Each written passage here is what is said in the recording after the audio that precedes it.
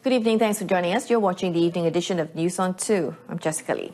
Now, the fear of war has caused the countries of Europe and North America to maintain peace for over 70 years, but that is not true for other smaller and weaker countries. Now, Prime Minister Tun Dr. Mahathir Mohamad says wars in these other countries can help the world powers to live test the new weapons that are being invented on a regular basis. In his address at the 73rd United Nations General Assembly in New York, Tun Dr. Mahathir said these superpowers sell weapons of destruction to warring countries for the sake of making more money. But these wars give handsome dividends to the arms manufacturers and the traders. The arms business is now the biggest business in the world. They profit shamelessly from the death and destruction they cause. Indeed, so-called peace-loving nations often promote this shameful business. Today's weapons cost millions. Fighter jets cost about $100 million, and maintaining them costs as much as tens of millions. But the poor countries are persuaded to buy them even if they cannot afford. They are told that then their neighbors or their enemies have them. It is therefore imperative that they too have these weapons. Meanwhile, Tun Dr. Mahathir lamented how the world had lost its way since he last spoke at the UN General Assembly in 2003. Now, he bemoaned the fact that small countries continued to be at the mercy of the powerful and argued the need for the developing world to push for reform to enhance capacity building and diversify the economy. 15 years after his last speech, Tun Dr. Mahathir said the world has not improved much, but instead is even worse. He said the world today is in a state of turmoil economically, socially and politically, citing the trade war that is going on between the two most powerful economies, while the rest of the world feel the pain. But the worst turmoil is in the political arena. We are seeing acts of terror everywhere. People are tying bombs to their bodies and blowing them up in crowded places. Trucks are driven into holiday crowds. Wars are fought and people beheaded with short knives. Acts of brutality and are broadcast to the world live. Masses of people risk their lives to migrate only to be denied asylum, sleeping in the open and freezing to death. Thousands starve and tens of thousands die in epidemics of cholera. Commenting on the United Nations as an organization for all, Tun Dr. Mahathir also boldly repeated his call for a reform of the world body to enhance capacity building and diversify the economy of all countries and ensure small countries stop being at the mercy of the powerful. He said years ago he had called for a reform of the United Nations, saying that the so-called superpowers do not have the right to hold the rest of the world to ransom. 5 countries, on the basis of their victories in wars fought 70 years ago, cannot claim to have a right to hold the world to ransom forever. They cannot take the moral high ground, preaching democracy and regime change in the countries of the world when they deny democracy in this organization. The Prime Minister suggested that the veto should not be by just one permanent member, but by at least 2 powers backed by 3 non-permanent members of the Security Council. Now, on another note, Tun Dr. Mahathir said a new Malaysia had emerged after the 14th general election in May this year, after Malaysians decided to change their government, which had been in power for 61 years. He said Malaysians of all races and religions did this because the immediate past government indulged in the politics of hatred, of racial and religious bigotry, and most of all, widespread corruption. The Prime Minister said the process of change was achieved democratically without violence or loss of lives. Malaysians want a new Malaysia that upholds the principles of fairness, good governance, integrity, and the rule of law. They want a Malaysia that is a friend to all and enemy of none.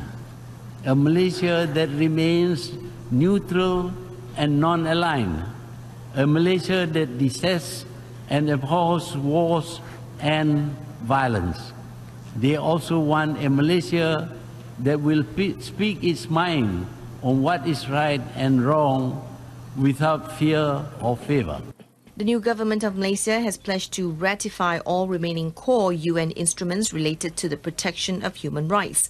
He said this will not be easy because Malaysia is a multi-ethnic, multi-religious, multicultural and multilingual, but promised that the new government will accord space and time for all to deliberate and to decide freely based on democracy. The Port Dickson by-election is seeing a seven-cornered fight after one aspirant had his nomination rejected. Leading the cast is Pakatan Harapan candidate Datuk Sri Anwar Ibrahim, who is PKR President-elect. Former Negeri Sembilan Menteri Besar Tan Sri Muhammad Isa Abdul Samad and Datuk Sri Anwar's former aide Muhammad Saiful Bukhari Azlan are among his challengers who are standing as independent candidates. Election Commission Chairman Azhar Azizan Harun said 8 candidates filed their nomination forms, but one did not qualify to contest. He said A. Rajendran was rejected because his proposer is not a registered voter in the constituency. Pihak SPR telah memberikan beliau masa hampir 30 minit untuk mencari pencadang yang menepati peraturan, tetapi beliau telah gagal untuk berbuat demikian sehingga tamatnya masa tersebut yang telah diberikan tersebut. Kita terdapat sedikit kelewatan. Kelewatan itu adalah disebabkan perkara tersebut. Besides Datuk Sri Anwar, Tan Sri Muhammad Isa and Saiful Bukhari, past candidate Lieutenant Colonel retired Muhammad Nazari Mokhtar and 3 other independent candidates were also eligible to contest.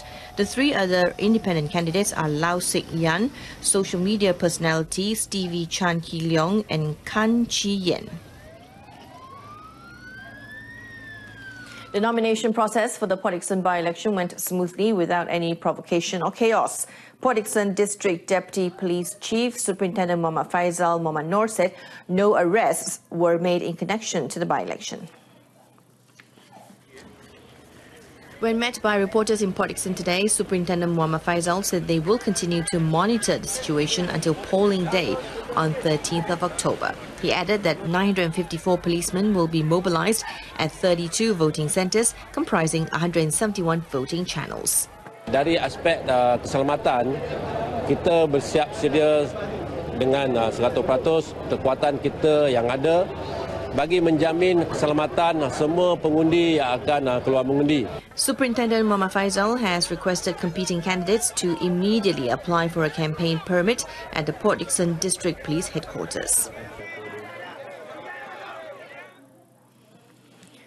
Meanwhile, Datuk Sri Anwar Ibrahim said he would not regard the by-election an easy path for him to the Dewan Rakyat. The PKR President-elect nevertheless noted he would focus on his campaign and work together with the Pakatan Harapan election machinery to secure the votes of the people in the constituency and ensure victory in the by-election. Sengit tak sengit saya tidak tahu, tapi saya akan kerja kuat dan saya ucap terima kasih jentera parti pengarah pilihan raya dan semua parti wakili di sini, keadilan, DAP, Bersatu, Amanah sama untuk membantu. If elected, Datuk Sri Anwar said he would focus more on providing affordable homes, education, employment and making Port Dickson more attractive and appealing. Meanwhile, he also said that he would not be bothered by the action of his former aide, Muhammad Saiful Bukhari Azlan, who would also be contesting for the parliamentary seat. Muhammad Saiful Bukhari, 33, was the main individual in the sodomy case, which caused the PKR president-elect to be imprisoned. The Magistrates Court today extended the remand order against Baling Member of Parliament Datuk Sri Abdul Aziz Abdul Rahim and his older brother to 6 days to facilitate investigation into a corruption case. Magistrate Shah Wira Abdul Halim, in allowing the applications by the Malaysian Anti-Corruption Commission or MACC, extended the remand order until 5th of October from tomorrow. However, another suspect, who is a cousin of Datuk Sri Abdul Aziz, was ordered to be released with a bail of 10,000 ringgit in 2 sureties. The remand order against the 3 of them was first issued last Wednesday for investigation under Section 16A of the MACC Act 2009. According to MACC, the MP, who is also UMNO Supreme Council member, was detained at 11 a.m. at the MACC headquarters last Tuesday, while the brother was picked up in Sungai Buloh just a few minutes later, and their cousin, who is a company director, at 5:30 p.m. in Putrajaya the same day. 8 individuals, including 6 immigration officers, are remanded for 4 days to facilitate investigations into their suspected involvement in corruption and abuse of power. The remand order was issued by Magistrate Nik Isfahani Tasnim Wan Abdul Rahman at the Dang Wangi Police Headquarters in Kuala Lumpur today. Defence attorney for the 6 officers, Muhammad Zahid Ahmad, said the court had allowed for a 4-day remand instead of the 7-day remand as requested by the Malaysian Anti-Corruption Commission (MACC) investigating officers. The 6 officers were arrested by MACC officers at the Kuala Lumpur International Airport (KLIA) in a raid held together with the Immigration Department. Now, also arrested were a Vietnamese woman and a 49-year-old businesswoman who was nabbed in Kelantan. Those arrested are accused of abetting people smuggling syndicate by allowing blacklisted individuals to enter the country. The case is being investigated under Section 17A of the Malaysian Anti-Corruption Commission Act, MACC 2009. The lawyer of Sultana of Terengganu, Sultana Nur Zahira, has sent letters of demand to the founder and editor of the Sarawak Report and 2 others, seeking written apology and 100 million ringgit in damages from each of them in relation to defamatory statements in the book, The Sarawak Report, the inside story of the 1MDB expose. Now, lawyer Dato Muhammad Haziq Abdullah said the letters of demand were served on Claire Rucastle Brown, local publisher Gerak Budaya Enterprise, and printer Vinlin Press Syndrome Berhad on Thursday.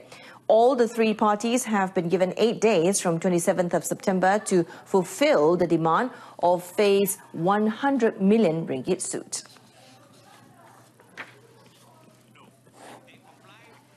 If they comply with the demand, then we will not.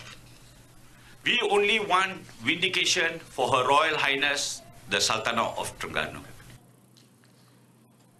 Muhammad Haziq said the statements in the book were deemed defamatory as Sultana Nur Zahira had never interfered in government affairs. He said this in a press conference held at a hotel in Petaling Jaya today. The Malaysian Communications and Multimedia Commission, MCMC, said it is in touch with Facebook to ascertain how many Malaysian FB users have been affected by the recent hacking incident. Now, in the interim, it said users should check their FB security and login page to determine if their account had been improperly accessed. In a statement released by MCMC, users are also advised to be alert to any suspicious activity on their accounts and to report the same to the authorities. Reports and complaints can be made to MCMC at 016-220-6262 or Personal Data Protection Department at adwan@pdp.gov.my. The statement comes after Facebook disclosed recently that up to 50 million Facebook accounts were affected in a security breach by hackers who had exploited weaknesses related to the automatic login feature. Facebook chief executive Mark Zuckerberg reportedly said the security breach had been patched, but added that it is unknown if any of the Facebook accounts were actually misused.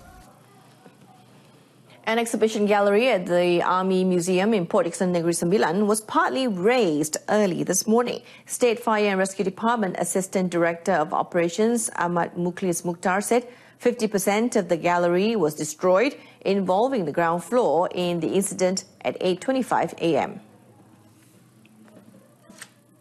Amar Mukhlis added that it took firemen 10 minutes to extinguish the fire. An officer and 20 firemen from the Teluk Kemang and Seremban 2 fire rescue stations were involved in the operation. The cause of the incident and estimated loss is still under investigation.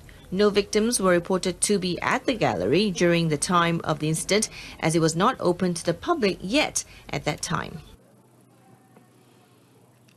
Pulau Pinang State Government and Rayston Consortium Butterworth Sdn Bhd RCSB yesterday signed a second supplementary memorandum of agreement for land reclamation and resettlement agreement, or LRRA.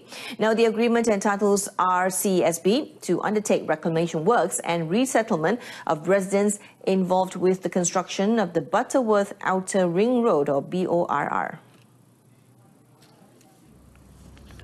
Pulau Pinang Chief Minister Chow Kon Yeow said several articles have also been amended through the second memorandum, which includes the increase in land transfer from RCSB's net saleable area to the state government from 5%, which is 12.9 hectares, to 35%, which is 90.31 hectares.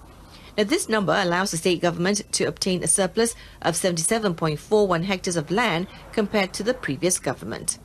3. Jadual pelaksanaan program Closer Land Reclamation Plan dipindah bagi memastikan pihak Rayston mengemukakan permohonan plan induk, kebenaran merancang, kajian impak dan lain-lain dokumen yang diperlukan dalam masa yang ditetapkan bagi membolehkan kerja-kerja tampakan dimulakan dan disiapkan dalam tempoh masa yang dipersetujui. Chow said this after witnessing the signing of the agreement between Pulau Pinang State Secretary Datuk Sri Farizan Darus and Rayston Director Datuk Ronnie Lim. Around 20,000 job vacancies will be offered by 350 different employers to job seekers nationwide in conjunction with the job fair at UTC program this coming 6th of October. Now, the program will be conducted simultaneously in 13 Urban Transformation Centres, or UTCs, and 1 Jobs Malaysia Centres nationwide in association with the National Strategy Unit, NSU, of the Finance Ministry. Commenting further, Deputy Human Resources Minister Datuk Mahfuz Omar said various activities will be conducted at the program, which include open interviews, career talks and clinics, together with the exhibition of agencies and departments under the Human Resources Ministry. He said the initiative was carried out to allow the rakyat to get full access to the government's initiatives of providing job opportunities to the rakyat. Dan ini merupakan kemudahan yang terbaik. Dan sepatutnya pencari kerja ni, masyarakat anak-anak muda dan belia ni tidak harus memilih kerja. Ini peluang yang terbaik untuk anak-anak muda pencari kerja mengambil manfaat yang disediakan oleh pihak kerajaan. The Deputy Minister said this after officiating an event at the Sekolah Menengah Sains Pokok Sena, Kedah. Digital currency exchange platform provider Our Coin Trading Platform is optimistic that it can reach 100,000 customers for its first year of operation. Now, the number is based on the increase in digital currency acceptance and the advantages provided by the platform. Its spokesman, Aidil Abdul Ghaffar, said the company has received pre-registration orders from 30,000 customers. Kita melancarkan platform untuk perdagangan ataupun trading cryptocurrencies, coin to coin, dan juga kita sedang ke arah satu lagi di mana mereka boleh membeli coins, they can purchase the coins using a fiat money and convert to crypto coins. Aidil said this at the launch of the platform today. So far, the company is focusing on gaining customers from the Asian market, including Australia and China, before expanding its operations globally. Our Coin, the first digital currency platform in the country, has a valid license under the supervision of Bank Negara Malaysia. The Kuala Lumpur Hospital is organising a breast cancer awareness campaign dubbed HKL Pink October to create awareness on the dangers of these diseases to the public. Now, this is the 4th time the hospital is organising such an event, But the difference is that this year's campaign is conducted in stages and had begun before the month of October. HKL received more than 3,000 cancer patients each year, and 17% of them were suffering from stage 3 and stage 4 breast cancer, with little or no chance of recovery. HKL Pink October campaign chairperson Dr. Rose Susanna Ahmad Bustaman said the main aim of the campaign was to let the public know on the dangers of breast cancer and urging them to go for screenings as early as possible. Tujuan kami adalah untuk mendekati rakyat dan kita rasa kawasan PPR mungkin dari segi kemudahan ataupun orang kata accessibility itu lebih rendah. Jadi kita berkeputusan untuk mendekati masyarakat di kawasan PPR. Speaking at one of the campaign sites at the Kerinci PPR community flats, Dr. Rose Susanna said during the campaign, HKL doctors and specialists will go from one residential area to another to conduct health screenings to the community and give advice on the prevention and caring of cancer sufferers.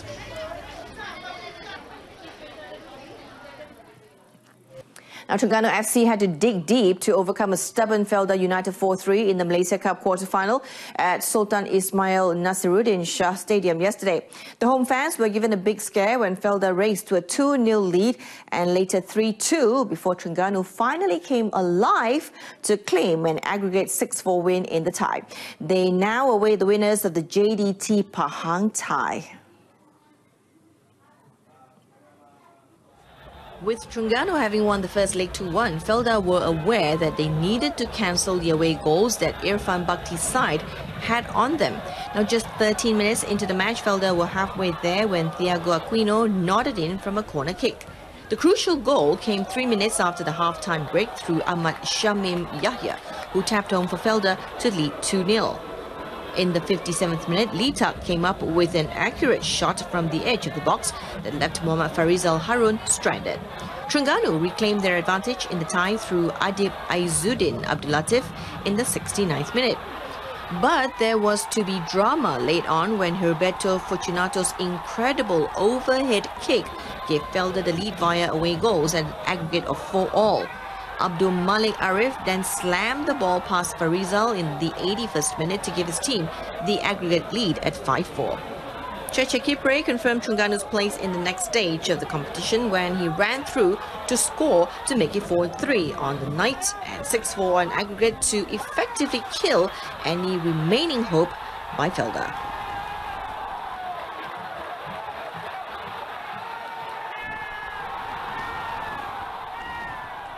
And that's it from us. In our top story, Malaysia calls on UN to bring reform to the veto system. Join us again at 12:30 tomorrow afternoon. I'm Jessica Lee. Stay tuned to TV2.